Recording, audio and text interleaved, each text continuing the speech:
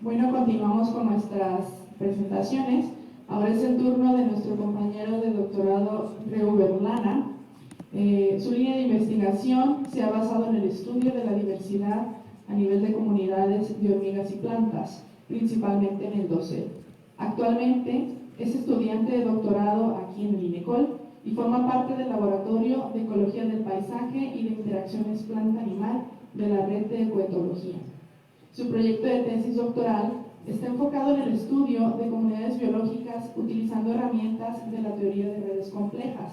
Específicamente, investiga los mecanismos que estructuran a las comunidades y a las coocurrencias de hormigas y plantas en el dosel y sotobosque de un bosque tropical húmedo en la reserva de la biosfera de los Tuxtlas, Veracruz. Recibamos a Reu.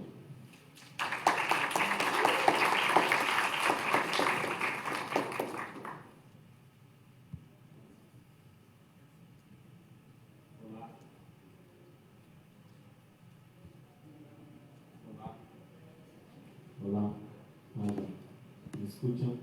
Buenos días, ya me presentó Carlos, muchas gracias. Hay una feliz coincidencia que yo estaba comentando aquí con el doctor Jorge, que en 2007, en mi segundo semestre, yo pude contribuir en un trabajo de campo, ¿no? con Justo Pelquín, allá en Brasil. El punto no está en el mapa, porque no siguieron el nuestro para allá, pero ahí empecé con las hormigas, ¿no? Y eso fue una parte de la historia que me llevó hasta acá en México, ¿no? Y bueno, espero que estén teniendo un buen día. Algunos ya leyeron ya mi título de la charla que pretendo impartir a ustedes ahorita, que es una pregunta: si la organización de las interacciones ecológicas es un reflejo de los patrones de diversidad a nivel de comunidades, ¿no? Y muchas gracias por estar aquí, por me escucharem. Yo empiezo con su permiso.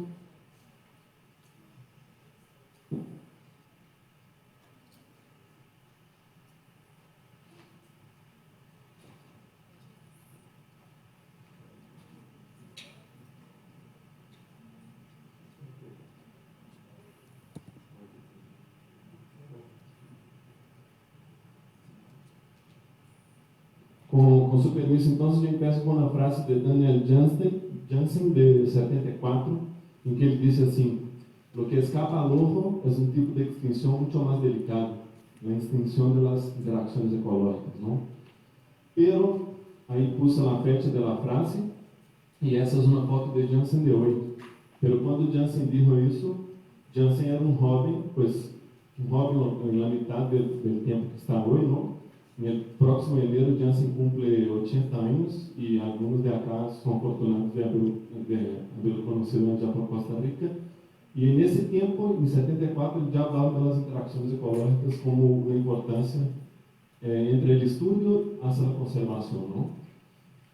Y hablando un poco de interacciones ecológicas como un breve histórico, yo me remeto a un libro que leí recientemente que se llama Cazadores de Especies, de Richard Conniff, que habla mucho de los naturalistas después del Renacimiento, cómo empezaron la búsqueda de especies alrededor principalmente del Nuevo Mundo, y él cita como la primera interacción ecológica que fue registrada como tal de ese señor que se llamaba Rumphius, y Rumphius vivía por Indonesia, por Asia, y él escribió eso en uno de sus cuadernos, ¿no? Hoy en día ese volumen está publicado, se puede comprar en las librerías ahí por internet.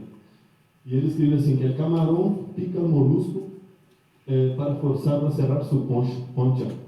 Y justo lo que está haciendo Rumphius es describiendo el primer sistema de mutualismo en el papel como tal, ¿no? Que es un sistema de mutualismo con una alarma bastante primitiva. Y investigadores, incluso de México más recientes, publicaron en una revista que se llama Simbiosis, incluso fue portada de la revista, una fotita ahí del molusco y de sus camarones, ¿no? Entonces los camarones viven ahí dentro y como ellos pican al molusco, los camarones pican al molusco, y el molusco cierra la concha y defiende a los dos contra depredadores o invasores, ¿no? Eu recomendo muito a leitura desse livro, está bem interessante para nós outros biólogos principalmente. E logo depois da morte de Rumphius, surge um outro personagem que eu tento conectar acá entre a descrição do mutualismo e a construção das redes como tal, não? Como alguns já viram em trabalhos ou em divulgação. E esse outro senhor, que era um matemático, se chamava Leonhard Euler, ele publicou esse artigo em 1741, é o artigo mais berrido que tem nos artigos de PDF, em Micom. E ele publica, claro que nunca lo leí, que é em latim, eu não posso ler, pelo que está. E o que Euler descreve, dizem, os que leram, é que ele resolve um problema que se volveu muito famoso, esse problema, está em Wikipedia, para quem quiser buscar, que se chama o problema de los puentes de Königsberg, ou de los 7 puentes, sendo mais específicos. Não? O problema matemático era que existiam 4 locais nessa cidade de Königsberg, que era a antiga Alemanha, segundo eu, e ahorita é a Rússia, e a pergunta era, pode uno caminhar entre as 4 regiões dessa cidade, passando por las puentes uma sola vez? E para desenvolver esse problema, Euler se lançou mano de lo que primeiro foi registrado como a teoria dos grafos, não? Chamamos teoria de grafos a essa teoria em que se unem coisas que chamamos nodos, eu vou chamar nodos várias vezes acá ao lado da apresentação, e a isso eu chamo enlace, ok? Então, Euler lançou mano dessa teoria, sem saber ninguém, ou seja, ele estava apenas construindo essas ideias, e ele chegou à conclusão que não, que há que passar mínimo 2 vezes em alguma das puentes, não? Bueno, se não me entendem, desculpa pelo depois, mais tarde perguntam. E bueno, estaria super interessante se nesse entonces pudiéramos conectar Rumphius a Euler, não? A Euler, não? Porque justo Rumphius descrevendo o mutualismo, a interação como tal, e Euler podendo lançar mão de uma ferramenta que se pode mirar melhor essas interações, não? Pero claro, nesse entonces era muito difícil esse tipo de conexão, justo porque a definição de espécie como tal estava apenas surgindo, não? Com Linneu criando uma classificação biológica assim como a conhecemos. Então, o próprio conceito de lo que seria nodo todavia estava em construção, não? Pero o que quero vender a vocês é que interações e grafos são coisas bastante antigas, não? Pero é certo que a evolução de ferramentas, principalmente as advenidas de computação, nos levou a incrementar muito na quantidade de estudos que se fazem hoje em dia já em redes, não? Isso é uma ilustração de um livro recém-publicado por mim, diretor de tese, que se chama Wesley Dátilo, com Victor Rico Gray, que é aqui da UB, e os dois editaram esse livro, e Cagnolo é o líder desse capítulo, em que ele põe, o que ele hizo para esses análises foi pôr palavras-clave e ver como essas palavras-clave estão sendo usadas em umas publicações, e ele construiu essas redes das palavras, não? Então, acá vemos o incremento desde os 70, que coincide mais ou menos com a frase de Jansen, não? Hasta ahorita 2016, a quantidade de nodos, a quantidade de seres, palavras que estão interactuando, não? E só por uma questão de curiosidade, se querem saber, cada colorcito desses é um módulo. Então, o que generou acá foram interações mais concentradas dentro desses colorcitos que entre esses colores e toda a madeira, não? Isso é um conceito de módulo, vamos volver a ver. Pero, claro, a lo largo de nossa história, então, desde Rumphius hasta ahorita, o que buscamos é descrever a diversidade de espécies como tal, e, como todos sabem, a frase clichê que todo estudante de licenciatura acá põe e sempre rende isso, que México é um país mega diverso, não? Assim que não poderia deixar de falar. Então, acá é um mapa em que está muito lindamente dibujado, não? As espécies relacionadas a cada região do mapa de México. Pero Pero, bueno, diversidade ou biodiversidade é um conceito muito amplo e ele tem várias ideias, vários conceitos dentro da diversidade. E, em geral, a gente divide diversidade nesses três grandes tópicos, não? Que seriam diversidade de espécies, diversidade genética e a diversidade de ecossistemas como tal. Pero quando falamos de diversidade, muito bem falado por las charlas de ayer, por a doutora Cláudia Moreno, por Jost, usamos, na maioria das vezes, a riqueza de espécies como tal, não? Pero há que recordar que diversidade é um tema muito mais amplo. E acá, nesse esquema, feito por nós, em 1990, nós trabalhamos com monitoreio de fauna, de um programa de conservação, e depois coloreado por Gadio, Orsi e Werner, apenas coloreado, porque o esquema é desigual, e foi daqui que saquei, que está mais visual. O que nós propomos é que essas esferas interconectadas dizem dos elementos que estão dentro da diversidade, não? Então, apenas as esferas mais do meio, a genética, luego a poblação, luego os hábitats e luego os paisagens como tal, não? Que é mais ou menos tentando fazer um esquema conceptual de lo que é a diversidade como tal. Pero, de todo isso, o que sacamos, na maioria das vezes, em nossos trabalhos, é a riqueza de espécies, em alguns casos, abundância, e de aí sacamos as conclusões em nosso trabalho. Desculpa. E, bueno, com um panorama general de lo que hacemos quando vamos a campo, quando pensamos nessa investigação, miramos algum sítio, por exemplo, nesse esquema que dizem acá um curso de água, uma vegetação pues, de pastizal, e quando se vai subindo, por exemplo, ou alejando-se de acá, com árvores mais altas, ou seja, o que eu chamaria de hábitat 1 e hábitat 2. E nesses hábitats, o que hacemos é comparar coisas, não? Por exemplo, peras e manzanas, ou manzanas e naranjas, não? Como é o exemplo acá. E daqui, esperamos algo, criamos uma predição de que acá há menos espécies, acá há mais espécies, eventualmente eu pongo acá hormigas como exemplo, e de acá, pues, sacamos 3 espécies de hormigas, de acá uma espécie de hormiga, e daí publicamos nosso repórter, nosso artigo. Não? E daqui, a partir disso, de uma escala local, quando miramos um mapa da diversidade de espécies no mundo, vemos que, de hecho, há regiões onde há uma diversidade de espécies mais grande, não? E regiões onde a espécie é menor. Não? E isso, por exemplo, é um mapa feito com um conceito, com um background com relação aos gradientes latitudinais, em que acá nos trópicos temos uma maior diversidade de espécies que nas zonas mais cercanas aos polos. Não? Uma ilustração bem bonita que saiu em Trends de 2013, de colaboradores. Pero, quando miramos um mapa desse, o que me agobia é que dentro de tanta diversidade, seguro, as coisas estão interactuando por aí, não? Quando discuti a charla de Jorge ahorita, eu fui pensando, não?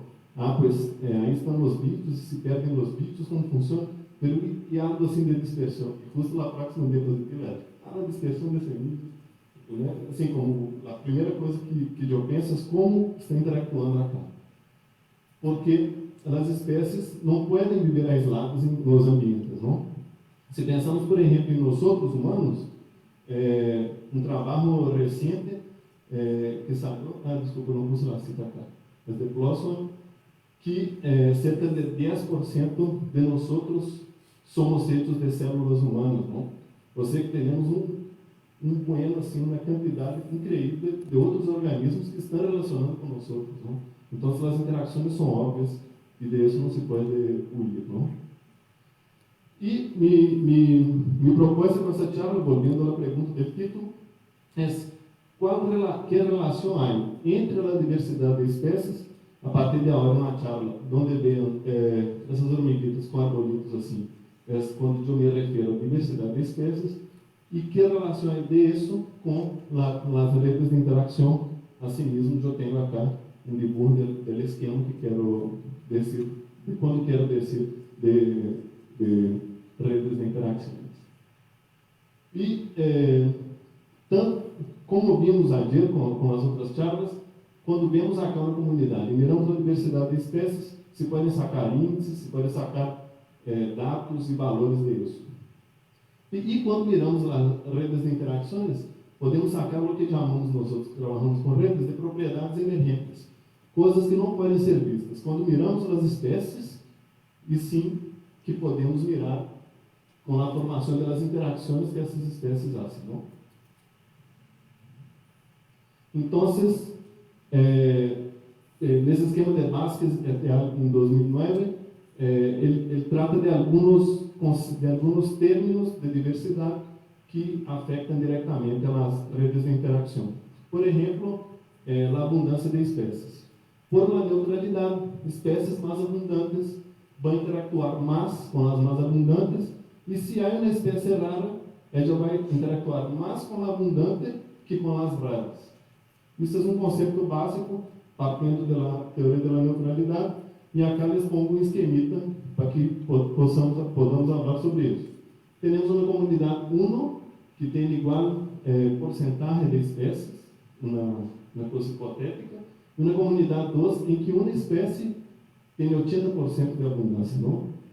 Se eu sou um insecto herbívoro e chego nessas duas comunidades, em lá de abaixo, seguramente, na probabilidade muito alta, vou encontrar a espécie que é mais abundante. Por isso, essa espécie mais abundante é essa que eu pongo acá, com o nodo A ou F, por exemplo, em que tem mais chance, mais possibilidade de interactuar.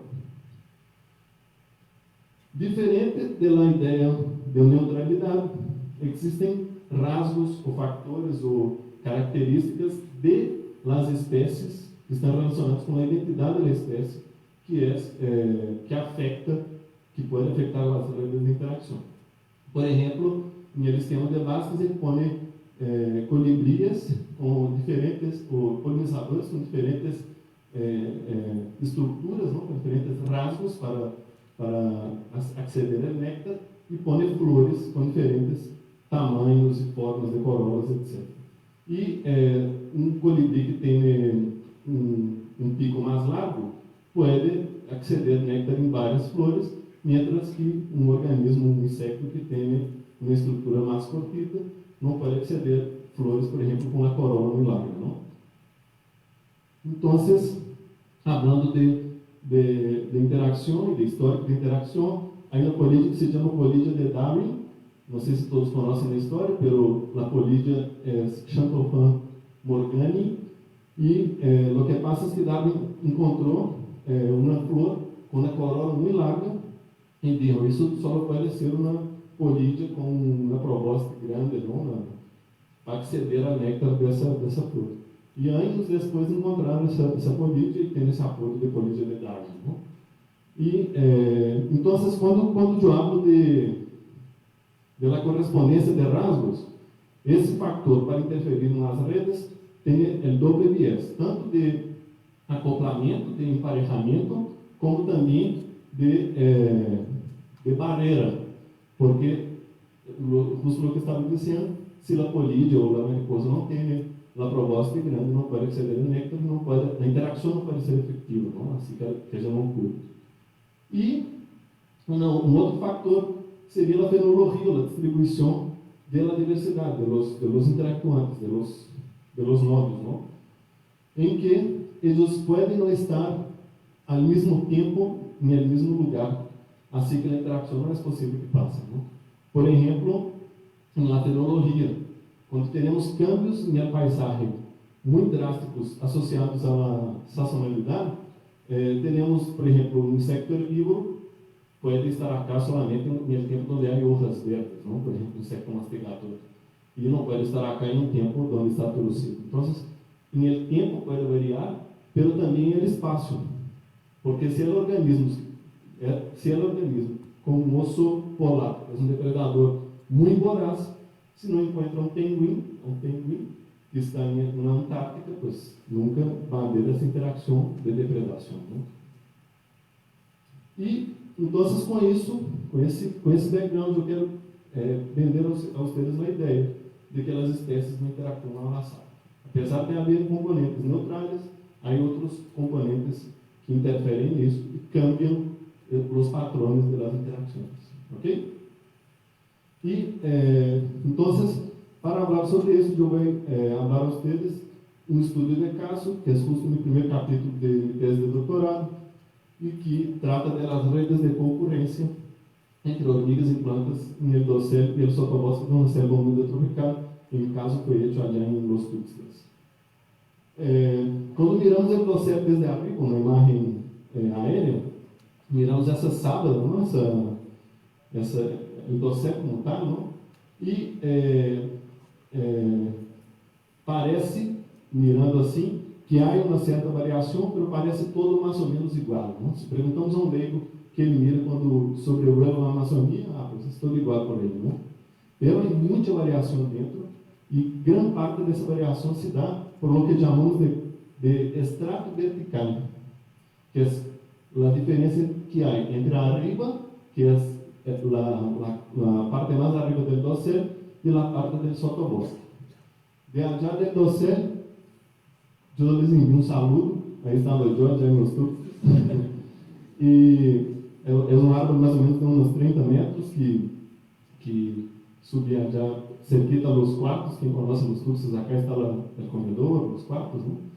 E então eu quero dizer a vocês a diferença entre o dossel, que é uma zona muito soleada, muito diferente do sotobosque, que é a parte mais da barra.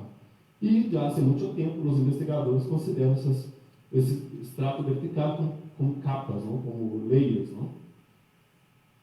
E tanto o solo é mais grande arriba, quanto a umidade é mais baixa. Ao contrário que o dossel, há menos solo, que é tapado por las copas de los árboles, e há mais umidade. Então, há uma característica biótica muito marcante, muito diferente entre esses ambientes, não? Em gradiente, não? E outras variações que são bastante óbvias, não? De pensar, por exemplo, a altura de los árboles, não? Como tal. Que é justo, os árboles de dossel são altos e os del sotobosque são bajitos, não? E associado com a altura, também as espécies de los árboles podem cambiar, que já se sabe que cambia entre o dossel e o sotobosque em selvas húmedas tropicais, não? Não são as mesmas espécies que estão, não é a mesma composição de espécies nos dois ambientes. E isso favorece a criação de microclimas, de microhábitats, de recursos alimentares e sítios de nidificação para uma grande quantidade de organismos, não? Tanto vertebrados como invertebrados fazem uso desses lugares, não? Dessa estrutura que provê os árvores com o sotobosque e tudo isso. E se sabe que a fauna se organiza nesse estrato vertical. Há fauna associada à parte mais de arriba, na parte mais de abaixo. Acá foi um esquema hipotético, não é só um esquema. E de toda essa fauna que está nos bosques tropicais, insectos são a grande maioria dessa fauna. Então, falando um pouco mais de insectos, se sabe que em el dossel há uma maior quantidade, abundância e biomassa de insectos que nos estratos inferiores.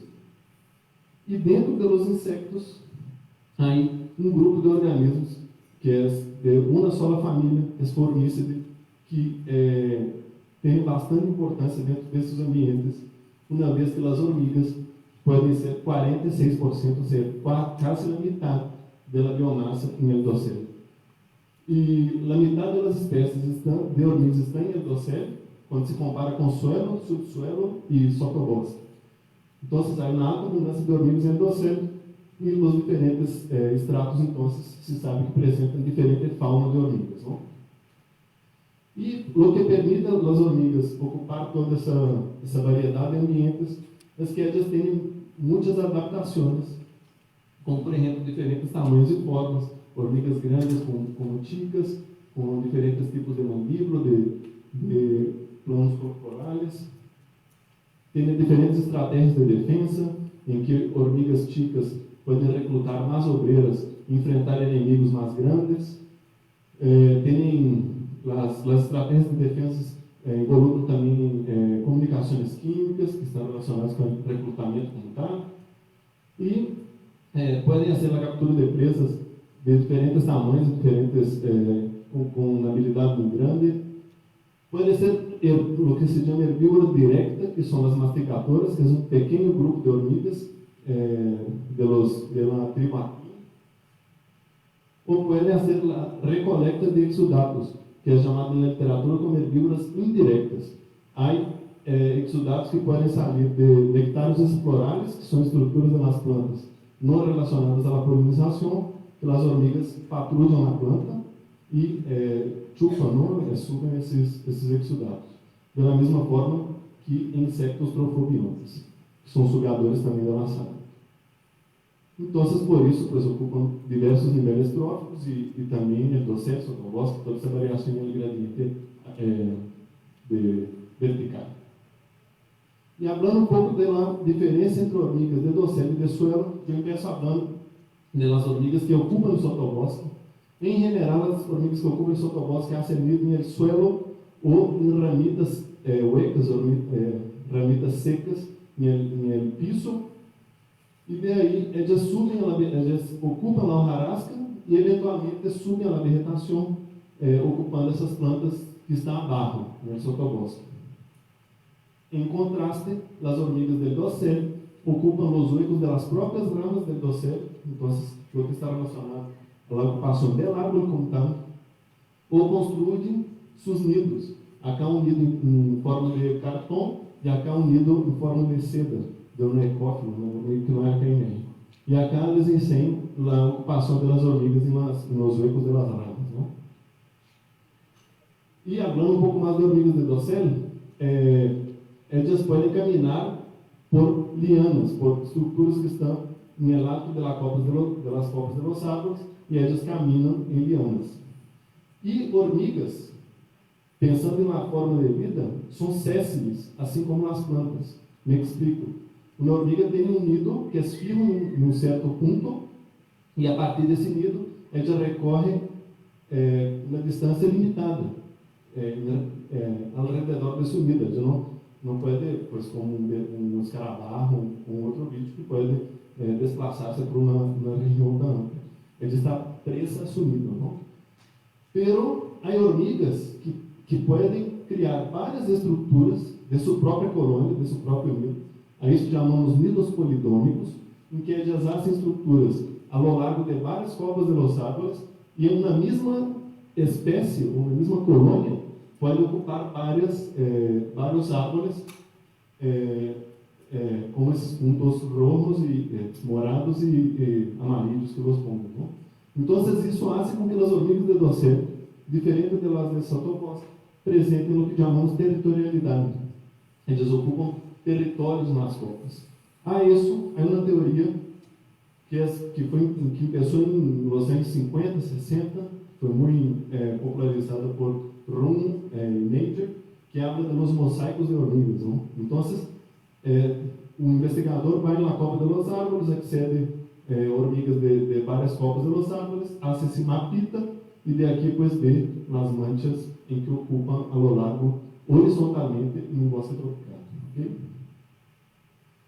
E isso está relacionado de ter uma alta taxa de recrutamento, é decir, quando encontram algo que ameaça o nido ou uma fonte alimentar, elas podem recorrer a mais obreiros para a tarefa. Não? E está relacionado essas hormigas territoriais com um altíssimo número de obreiros. Pero não são só as dominantes que vivem nos árvores. Os bosques tropicais são muito diversos, não? Les recuerdo. E há outras hormigas que chamamos subdominantes ou subordinadas, que são hormigas que convivem com essas dominantes, essas agressivas, pelo que estão aí permeando esses territórios e que não oferecem diretamente uma ameaça ao nido dessa hormiga dominante. Eu hice um esquema para tentar resumir o que digo das hormigas de dossel e sotobosque. Aqui não se vê muito bem, mas há nubencitos de diferentes colores em que eu digo dos territórios. E aqui uma liana que conecta o suelo, ou o sotobosque, com o dossel, uma espécie de hormiga que pode subir, por exemplo, e acá em el suelo são mais mesclados, não é como territórios ou espécies mais exclusivas relacionadas com áreas das copas. Ok?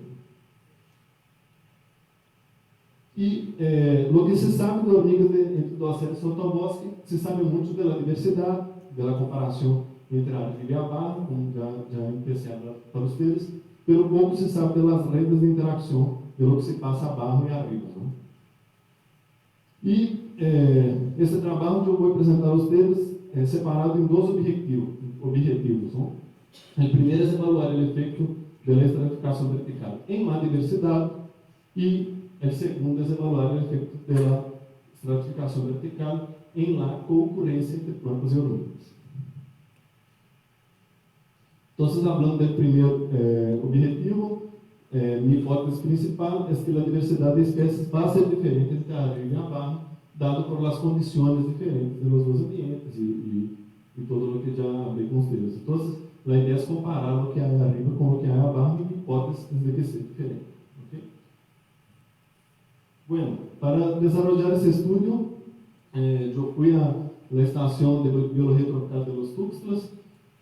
Foi um campo a lo largo de 14 meses, não, que eu estive viajando, isso considerando os outros 2 capítulos também. Já terminei ahorita em julho. E allá é o bosque tropical mais ao norte das Américas, por lo que resta de ele. Tem uma precipitação anual de cerca de 4 milímetros ao ano, mais ou menos, é uma região bastante lluviosa. E nesse bosque tropical, nos Tuxtlas, dentro da estação, eu defini 6 parcelas. E ubiquei os árvores dentro das parcelas, assim como les indico com esse esquema. Os pontos negros são as copas dos árvores de dossel e os pontos grisitos são os árvores de sotobosque, que estão no fundo do dossel. Não sei se vê no vídeo. E eu puse dataloggers arriba e abaixo, ao longo de 10 dias, e eu detectei uma variação de 20.6 a 47.2 no dossel e no sotobosque 20.4 a 29.6. Ou seja, que de hecho há condições bastante diferentes ao longo do dia para esse lo que llamamos dossel sotobosque de América. Para fazer a identificação das espécies de árvores e arbustos, pues eu tive a ajuda incrível desse senhor que se chama Santiago Sinac, muito conhecido por muitos de vocês, e hacíamos a visualização, ele conhece bastante as espécies de allá, e nas dúvidas levávamos ramos albergados de allá por la noite, e por aí passamos um bom rato. E para hacer el muestreo das hormigas, nesse capítulo eu não subi os árvores, eu lancei mano de uma resorteira grande, de mais de 2 metros assim, que tem essas pessoas, e eu lanço as pessoas por arriba do árbol, não? Como les ensinei por el vídeo.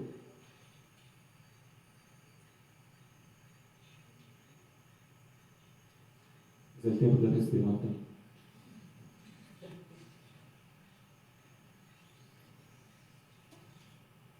E com isso, depois que o livro está passado, arriba da copa do árvore, eu amarro um sebo artificial feito com atum mais miel, envuelto em uma servilleta de papel, lo amarro a la cuerda e por el outro lado da cuerda la jalo, quando chega arriba eu la dejo allá por 4 horas, ok? Depois das 4 horas, barro a cuerda por el mesmo lado que eu subi e aqui tenho as hormigas que estão arriba. ¿Sí? Bueno, e hablando dos resultados generais desse primeiro objetivo que eu lhes estou apresentando, teremos um pool zero, uma quantidade de espécies de hormigas arriba de 30 e para o sotobosque 27. Há mais espécies de hormigas arriba que abaixo, números absolutos, e espécies de plantas há 39 abaixo e 44, 39 no dossel e 44 no sotobosque. De um total de 37 espécies e 73 em que hormigas compartem 18 espécies entre os 2 estratos e plantas compartem apenas 10 espécies entre os 2 estratos. E, falando um pouquinho do índice de perfil de diversidade, temos que no dossel temos uma menor cantidad de especies, el Q0, el Q1, disculpa. Eu puse Q0. Não, é Q0, desculpa. Mas 1, 2, 3, é 0, 1, 2. E eu tenho menor quantidade de espécies em dossel, maior em sotobosque, espécies comunes, pues, iguales, e a dominância em dossel é mais grande que a dominância em sotobosque. Para hormigas, eu tenho mais espécies em dossel que em sotobosque, diferentes espécies comunes, pero a dominância de espécies é idêntica, por 2 é igual. Então, comparando os dois, eu tenho que acá se cruza, não? E cambia a dominância com as espécies absolutas, e acá a dominância é igual. E haciendo uma curva rango-abundância, essa curva é hecha com a RG fija nos números, então eu tenho acá 0, 5, 10 e 15, com relação à abundância de plantas, que é dada por la frequência, com relação a ponto onde eu mostrei, e acá temos um declive muito grande para o sotobosque e uma quantidade de espécies raras para os dois estratos bastante grande. As espécies principais do dossel são Cecropia folia, essa espécie está relacionada com a abertura de um claro, as ramizáceas muito arriba, não? E então ocupa bastante, como a selva é muito dinâmica, ele ocupa bastante o dossel por allá, dentro do muestreo. Temos espécie de Omphalea oleífera, é uma espécie bastante interessante, que tem uma interação com a mariposa que vem de Costa Rica e se alimenta de ellas, uma espécie bastante abundante allá nos Tuxtlas, também dada por muestreo, e uma grande quantidade de espécies de Pseudomelia glabrata, que também é uma espécie bastante comum em dossel, como está. Para o sotobosque, as 3 espécies principais dentro dessa curva rango-abundância, temos o Atrophius mexicana, bem conhecido, comum allá, o Piper equino e a Garcina intermédia, que chega a ser arbolitos assim mais grandes no sotobosque, pero tem um recrutamento muito grande, está muito presente no sotobosque também.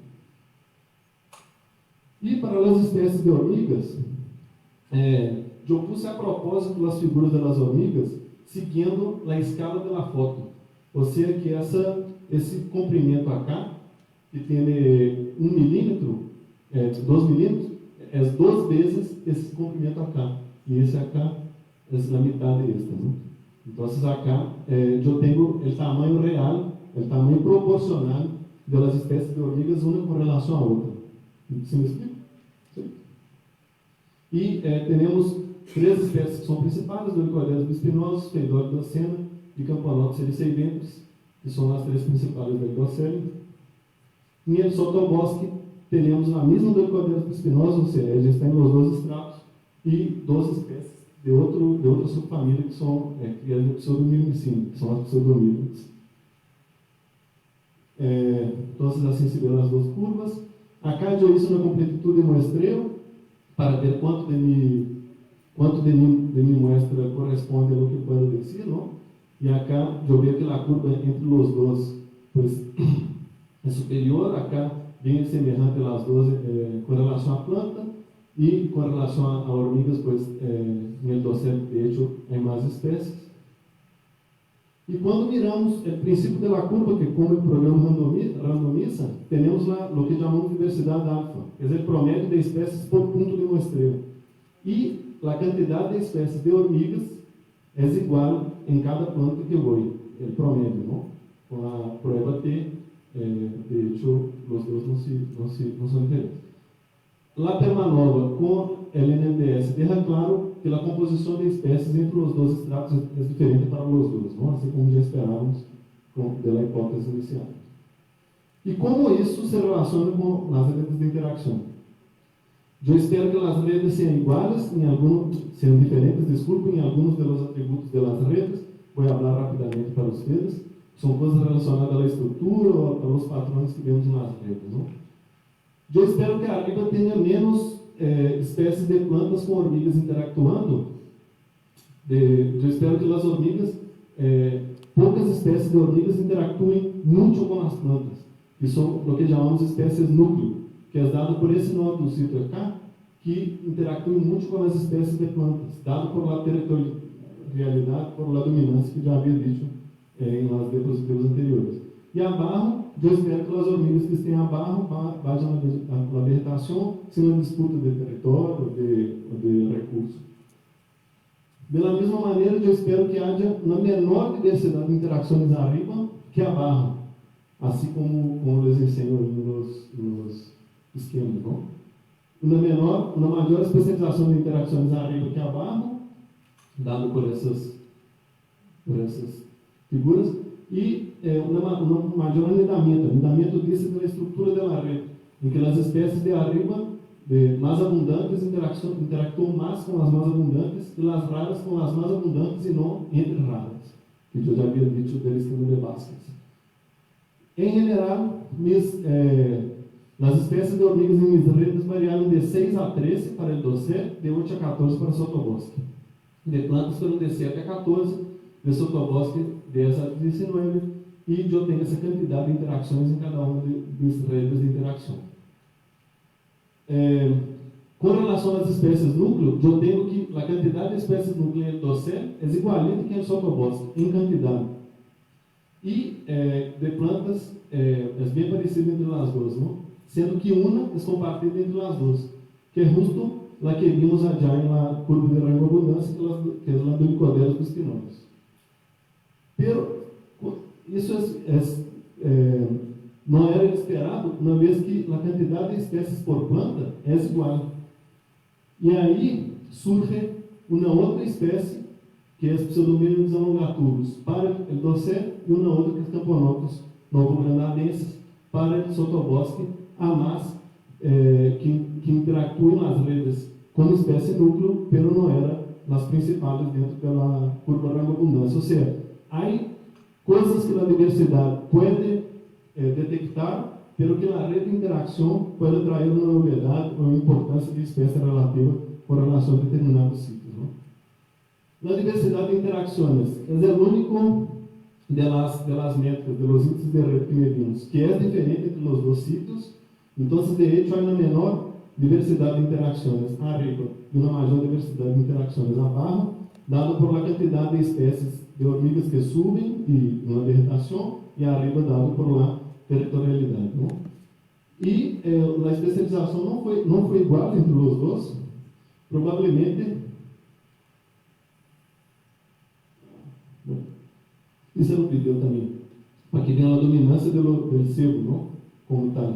E assim discuto esse resultado em que, como há poucas espécies de hormiga e elas desplaçam a outras, podemos imaginar que, de hecho, a interação está relacionada com a ocupação do sebo, com a dominância em um recurso. Então, a estrutura da rede não cambia, dada por el anidamento, também é igual entre os dois, dado que as hormigas têm um uso de recurso bastante generalizado. Não? Mi tempo já está acabado.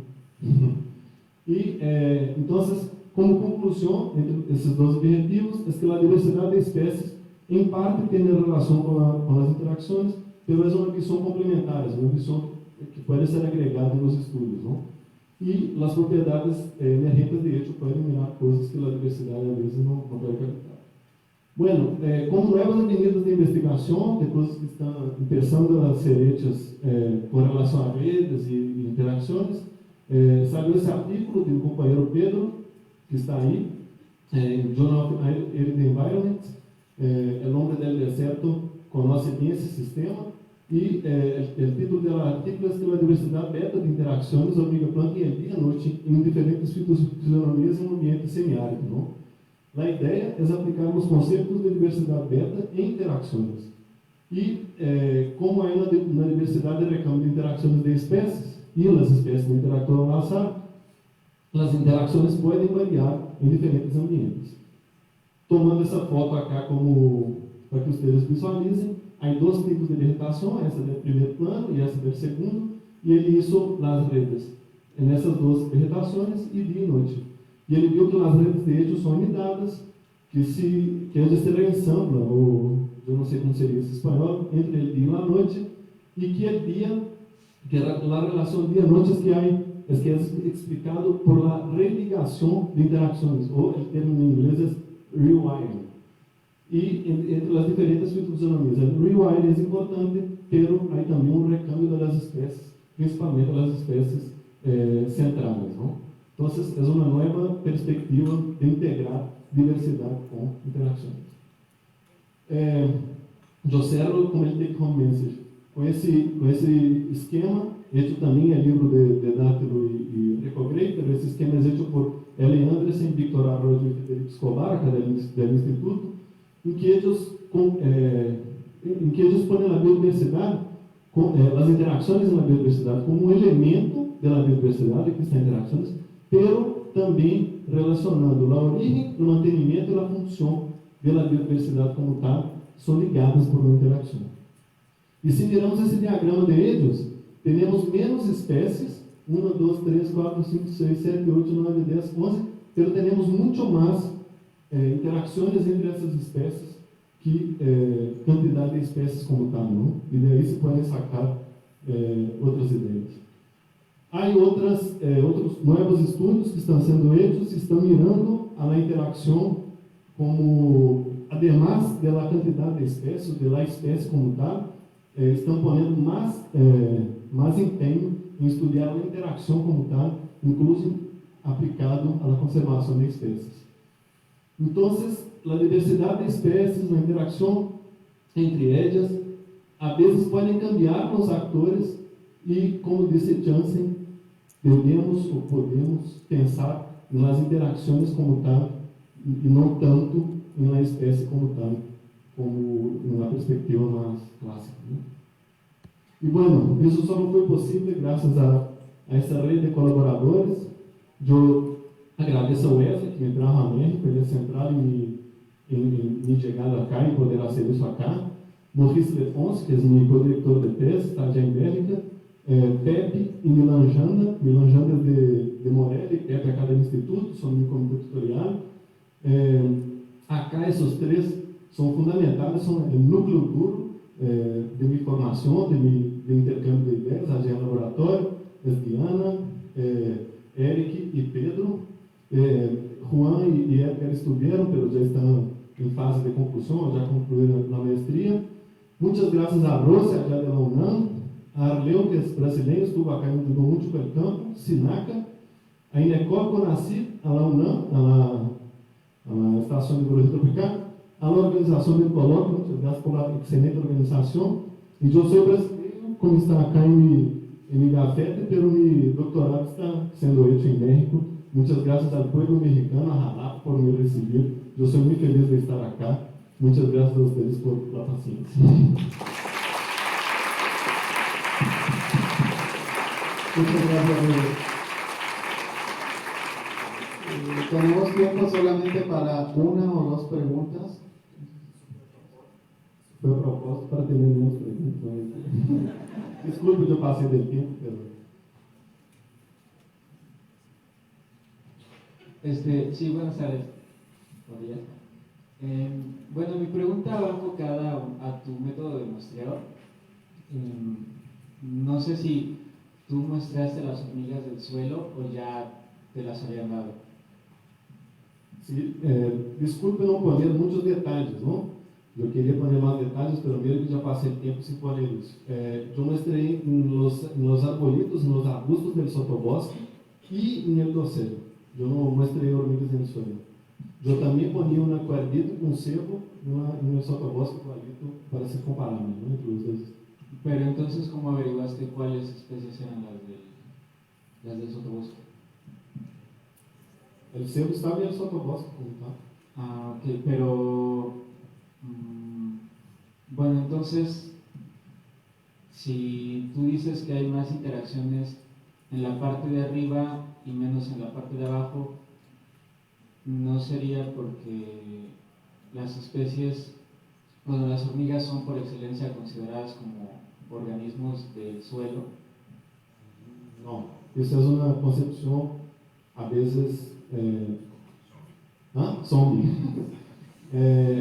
Bueno, las hormigas, como outros insectos, tiveram um boom de diversificação com o surgimento das angiospermas, e as hormigas como tal têm uma interação antiquíssima com angiospermas y son extremadamente especializadas para ocupar el dossier por excelencia, no tienen ninguna dificultad de instalar ya, ¿entiende? Incluso en mi introducción, yo quizá lo dejé muy claro, la diversidad de hormigas en el dossier en Amazonía es más grande que abajo. Entonces, hay más especies ocupando arriba, ellos ocupan raíces y suelo hecho por bromélia. A veces especies de suelo están arriba, en suelos de bromélia, ocupan huecos de ramas, construyen sus nidos, hay relaciones con mirmecófitas, o sea, hay un panorama enorme de interacciones que son hechas arriba, de ocupación que es hecha arriba y que no debe mucho al suelo o subsuelo que sea. Gracias por preguntar.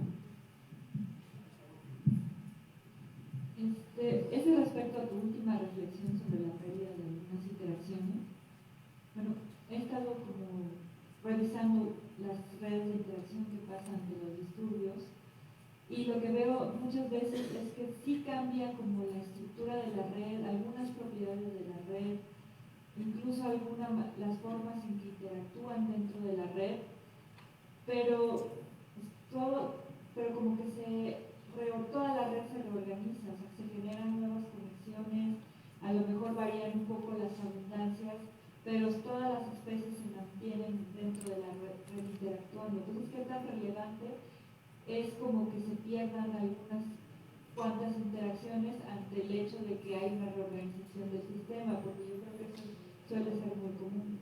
Bueno, ese es un poco de la provocación que puse en mi presentación, ¿no? Contrastando la diversidad de especies en redes, que es un poco de algo que todavía está muy al principio y es muy polémico, por ejemplo, cuando se dice de conservación de especies, ¿no? Porque a veces, si la especie no está, pero otra especie cumple con la función y el sistema se mantiene, eso ya está bien, ¿no? Considerando, como a doutora Cláudia dijo ayer, de la situación en que estamos, hay que a veces apoyarse en lo que hay, ¿no? Y a veces no tenemos tal bicho que puede dispersar una semilla, pero tenemos otro, los árboles siguen y bueno, en algún momento reintroducimos esa especie o lo que sea. Entonces, eso es muy polémico. No digo que soy, pues, como afecto a esa idea como tal, sino es que sea mi punto de vista conclusivo, pero es una idea que de hecho algunos conservacionistas están apoyando de las redes y hay simulaciones que pueden hacer de quitar una especie y ver cómo la red se reorganiza, ver cuáles especies son focales para mantenimiento del sistema como tal. O sea, ya hay aproximaciones, incluso de simulaciones que se pueden hacer para lanzar mano de políticas o de lo que sea dentro de la conservación. Pero es muy polémico y todavía está muy al principio, ¿no? Pero es una buena idea. Muchas gracias. Sí, entonces me metí en la polémica. Gracias. Vamos a tomar un pequeño descanso. Primero les queremos dar...